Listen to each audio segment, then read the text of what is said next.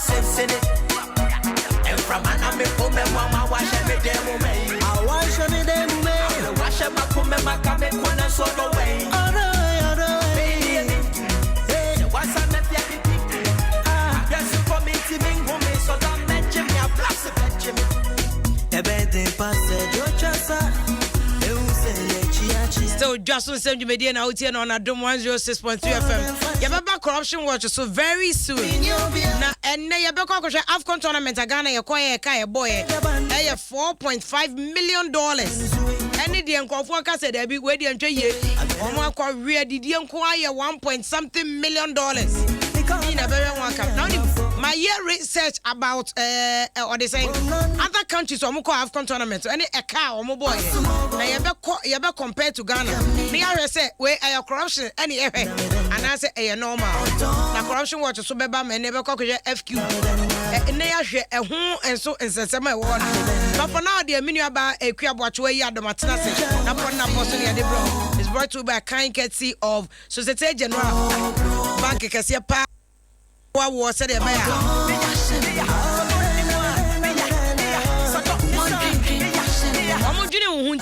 Societe Generale so do sika bet one man the future is for you. If you are the one to determine the sika na beyo. Bank bi one man do sika ko to ya one man okra. Don't pen one there. They can even transfer it and do whatever without even telling you. I'll recourse to you. So they tell you, my year, Jumanache, SSB, Obiani Mom, SSB, I do FM, a joy FM, tell her, no more. 1 more year, Juma Papa, Obeba joy FM anywhere, 1 more botenti, and much church and product or more. Apollonia City Development. Across New City, movie call. What you want to say? Your business. Cowbell, our milk at Tia Park, cholesterol, latex foam, your partner for life. Your bed down so that your pack. I better have also too. Where the wire is a fear, and you be a quite a solution.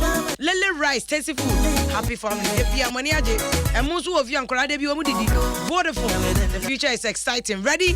And one year they can feature the digital media. Everybody is going digital. You can only do that with Vodafone. Tabia Bamisha, malaria, typhoid, near the new to the what's your mom? What's in the crowd?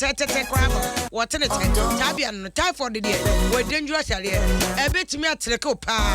As for consumer boy, Tabia Bamisha, or Babu. I was for Dwaso Nsem na Wuti. Young corner upon a persona, a crab or Adom and obey. Good morning. Good morning, if you are Boko there. Yakupada, man, also. Adom. It's a fiala de and more than now come no swaba. Come. I come. Come no, sir, Bojaye, no, not just a last, a year was all the buso. We are not in Numpina, baby. One is your man can walk with you. Are you away? Oh, to some person, I can't walk on tea. Just one on your door, but watch I walk on near one quiet tone. Oh, but it's in a wakum. You are near quite a key age now. You Timmy 100 years, no metabolic age, but I know Mama. Mama bears I did no Mama. I'm so a month for sure. Obi calls 24, check here no 100 and over. Except for 4 dorsal. Oh, they make you see a boy say food and fan. A bit here. Food and fan. Say, would you for my area? Who you on my way? And no sooner do you research Chester and my dear Biara. A capsule go on. Now, you would my body come and can dear caps. This a one we capsule. This a one we now don't come back home. I wish I am quite the one cat and apostle and an opay. Yade ebomona ya twaswa kwa yenim. The Chronicle and an opay yade eshasie. Na wo hwa mpanim fom yenu ya say ba kutu ya wakono akokana ba kusu akwesi na chi no amane reply. Mampani dada John Dramani Mahama. And say campaign wo yo wona musa nti be say ba bi obekobia na anu okodu Western region one mo. Wakọ na nanu mo ahimfie. Na wochia na nanum na pani na ni abere no mo wo ma message na chia me de nsa sum na no de na ni ahwe ba bi tim se wo free power no nko wo power so no nko acceptance no me ka yima penda da John Dramani Mahama wo kwa Western region wo hu chia ba bi a chia me de na ni ahwe sum na no as o man no oh bagana fo nye enwo ye wiki na nya na me kan na so onipa na anu ya no oti akonya so ana mo boje ne so eso so no so ne ade ete say adwuma ya yeye wo de obi mfiri mu na hwe power is sweet inti power no ni sweetness no ana obi apeso o kire say mampani da di awie nti nko ntena nchen na da ugbonka ta di aba say mampani na nado atoye mantemu onam na probo a wo kɔ no so oba ye no se nyamini nipanim so okase wo chese kofeso obeto ye na sika da mu a na odi tro wo se mampani da da dwoma ma wo wirewire mu senke ye mu na ya no a wo wirewire asie ni nyina kanzo ni nyina wo yiye ene wo de chance hunu esi wonom so oba abefa wo ba befa na ye ne enwe etu ono de nyankopɔ kra na adom no na nkakra ne mekoyie tigana fo abotre no onya dwuma no no owie ese pe ene chronicle okro no mu a ena Haruna Idrisu minority leader so da ha say enura press conference abo mo ye no anopanya ikopoku de airpre no ho wono mo na da ugbonkrata yi say Haruna so onda ni hwehwe mu kakra waye no ne conscience kokko ni wo so aye research wo se ne waye ne wahu ne sakuafo ya bodo kokko wo mayi mu wa bra na NDC te so no ho dwo wo papa na do ba ye ahotire dwe sese kokko akuafo wo pa wo ho a wo hu asenim eniema nkoye mawo etu omusu se NDC ensamre bia no wo hono mo sada so na school feeding program so na abeto dwa se 150 million Ghana cedis na mpanimfo ayie secretaries no anano no mo sie se o muntimi mpie no yemfa ntua wo munyina aka daily graphic na ye de ebeto aso mampani kro na ne ntoma ne de wei ahwedepo daily graphic anim ntoma ahwedepo na hye no kama ne opam so de hu ne size no and wapam say ya and what they first one be omopam man and omampam ne ye first one be who say no yin ba ye no Ghana for the man tum say wo ye dia wo ye oh chese efe ahwedepo and tuma bia so obefre wodin ji so onim ni din ahwedepo yi say kama abusuan de onim ahwedepo a ne kwoto daily graphic ube hu ahwedepo ntoma ne e me kire no ube hu say na na gibie no wo da kire na nipa wo twere asemi doche kwabla aklo botu anidi no akolobotu wano no watwere no wode abetwe utimi hu sane wasi atwere no asem no no wasita adi girls nsem no ene maayua miensa ya ekwa finie amimfo bia fabon e wotakrade no mampani chese amanfo oka ena mampani na amfa wano nchumu ena bambofo no mada wasi security nko sabode wano kanko ena sabo ye adwuma no Ghana fo nya botre adwuma de wo ye no resource no ba ena obenwu wasi girls no obia ambanda obia omugu so ye omo ho adwuma na vigilante bill no so ena ye kona ba ayese asabi no ekona nim na ba na chi ekona yesi finally penifo apase na anomfo nso no omo ye ya hyemre di nansa 3 days wo ye nipa anke wo no nansa yesi akwada no na chi achia enti yensa amfa nko bill no yeso emfonso ye ba hu no ma ye awie enti nura o ma di atum nyame ya adom so adwoada ebai wo sofo ye o hwe man sika sem so eni ekenofoyata or parliament na media budget review no wode akotudwa se de dwada na akokane na nka ya woda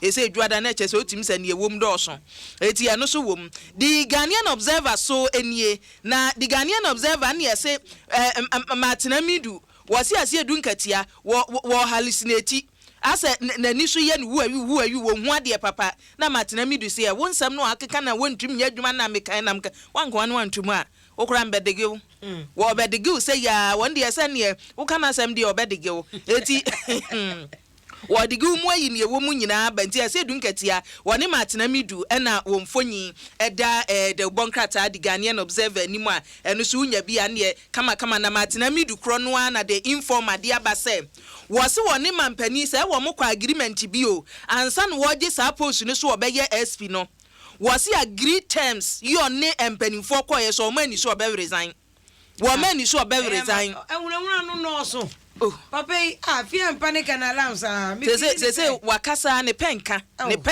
enti otworo one day an article watworo no say wakasa o de back graphic mu a etumi gi pages be 10 enti nani o de abe say tin abusuafo ne age say mo ankoka ne o was he niti awa ne say was he one penifo ye nhihye bi agree terms so man ni so on de obe resign omukopo obi obe ye say adwuma no on de o wanye na wukọ UK when say Ghana for ye wo hono mo a wo di post ni MPs no wodoso yes nne yenya Black Boris Kwaten Kwasi Kwaten wa be ye UK business minister wunya de bonkata the Daily Statesman na papa Ghana ni be man anim de dwa na woda chire business minister you wo UK da che no aba business ni bi wo Ghana wate won so da ha na won ye tu nsase mu sade nkumankuma wo mayimu no ene yesi de omukọ high tech say yesi clean adwuma ho tie no wo be ye wodi mfidie mampani akopa ho ntoma e wo ato e manteme no so the Bonkata Statesman ebi ewo animum the Ghanaian Times mu enie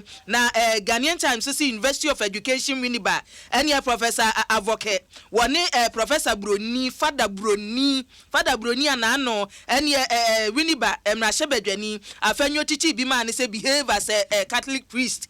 The one cat say bambo mayir mu den ewo University of Education Winneba honom they say omusuro say hwe ya na avoka besim eti wayir mu ene ode Professor Afubroni ho eban ti eno so ensem busua wunya the Ghanaian Times a ewom Daily Guide so enie na Alfred Agbesi Woyomi financial engineer ba ko pede ho Ghana obi eni wa sa post no wo bi Woyomi nko financial engineer Ghana den ka beti engineer so ye kwan we de sikasem engineer wonie na na japade no ampanimfo se wahu se we de ye ne de krogen wo bi ansanim no yesi mienu na nnura court panimfo de to nsane so se we no siye Tony asen ye benya 11.7 million Ghana cedis and yesi sa na adanya kese mansions nya da mantwe dan ya kase chenchirencha agwasie no yase mienu ye tone a ye benya 11.7 million Ghana cedis ntimpani for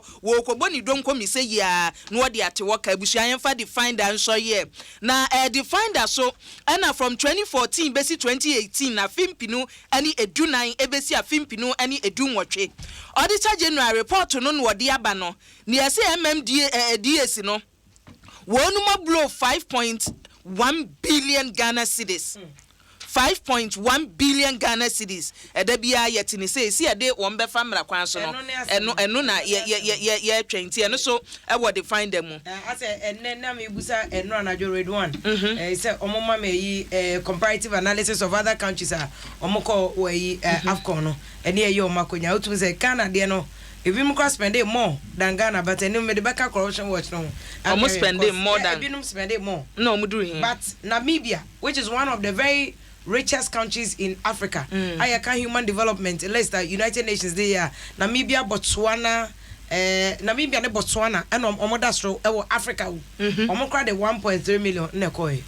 Efia 1.3 sani o can say be the door so che you cut your coat according to what ade ne wana so body no kra 5.1 but Senegal kra mu wini omu di second me wa komani wa chen you do 160 yeah there 1 point Ivory Coast for 7.1 but body ever the economy is doing very well and open na metie EPRO ma GFA na say committee no say GFA ni wo was recent times sike sha ye de akọ akonnie any de akọ we don't care yeah we shouldn't have gone into yakwa we could have done this in 1 point something amanfo agisika mantie na o maba ebigari broni ebigari ebiga abrofu nyina aka ho so on the osuma o na ade be ma no no aja kodi ai additional technical when hunu di omko additional supporters no kra ye di omko ye so country ben what the supporters kwai no o man ne bebo ne Ghana de beko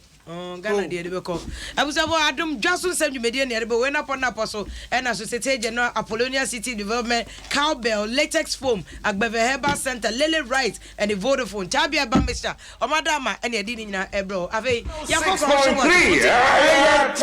Only God can stop us now. 106.3 FM